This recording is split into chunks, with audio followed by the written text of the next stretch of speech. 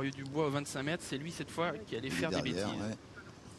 Réal de Lou par contre lui était apparemment sage. Regardez au 25 mètres, Glorieux Dubois qui est au galop au moment à la fin de la volte.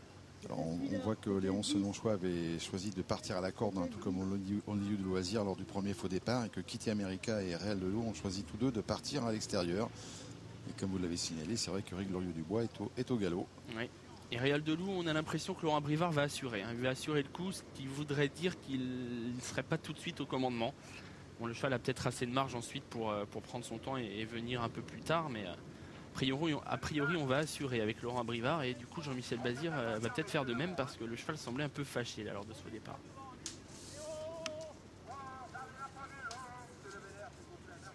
Là, ça va commencer à grogner un peu du côté du starter. Bah oui, là, il faut regarder la pendule. Ouais, parce que 2 faux départs, c'est déjà bien assez. Allez.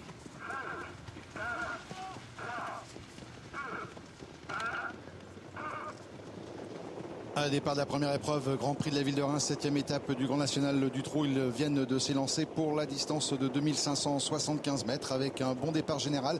Oleron, Senonchois a pris le meilleur départ, s'installe immédiatement au commandement. Bon départ à la corde également pour Quid du Prieur, de même que Phanom du Metlan. Alors qu'à l'extérieur, le favori Réal de Lou est lancé en pleine piste et vient maintenant pratiquement à la hauteur des animateurs. On notera que les deux concurrents qui rentrent 50 mètres ont pris un départ très prudent et que dans le premier tournant, on a des petits soucis avec Roch de Montfort qui tire énormément. Par contre, Glorieux Dubois, le numéro 12, a pris un départ de choix et tente déjà de refaire son handicap. Il vient très vite à l'extérieur.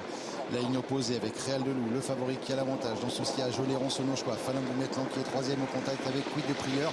Glorieux Dubois qui a déjà rendu ses 25 mètres et qui vient maintenant en 6e position. On reconnaît à la corde organisateur qui s'infiltre à l'intérieur alors que le peloton s'étire déjà considérablement. À l'arrière-garde duquel on reconnaît toujours fermant la marche le numéro 14, Quémeux des Cublets, alors que Paris au Fort a refait du terrain et s'infiltre maintenant déjà à la corde, venant pratiquement à mi-peloton.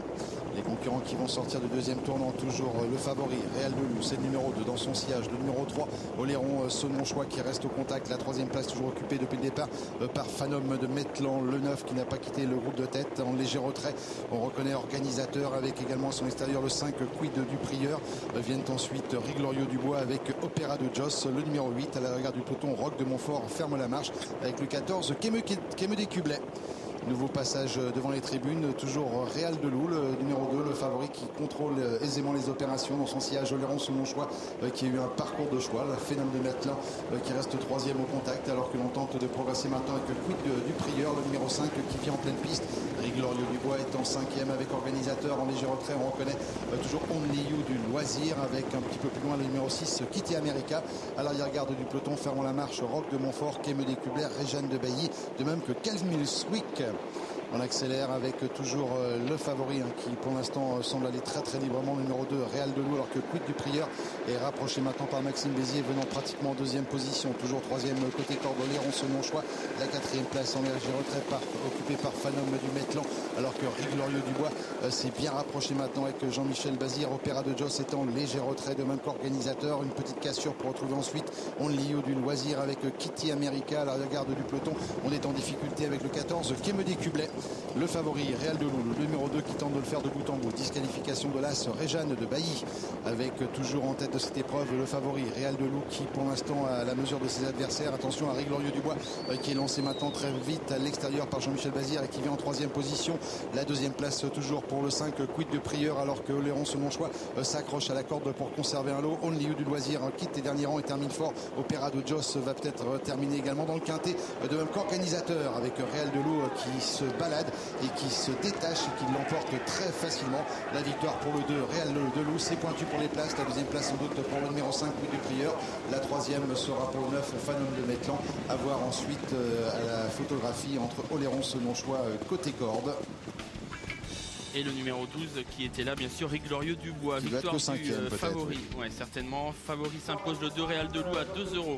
À 2e place à départager entre à la corde, donc Quid du Prieur qui a pris a priori cette 2e place, le 5. 3e place pour le 9. 4e place pointu. Entre à la corde le 3, Oleron, Senonchois. Et à l'extérieur le 12, Glorieux Dubois. On affichera photo entre ces deux chevaux pour la 4e place.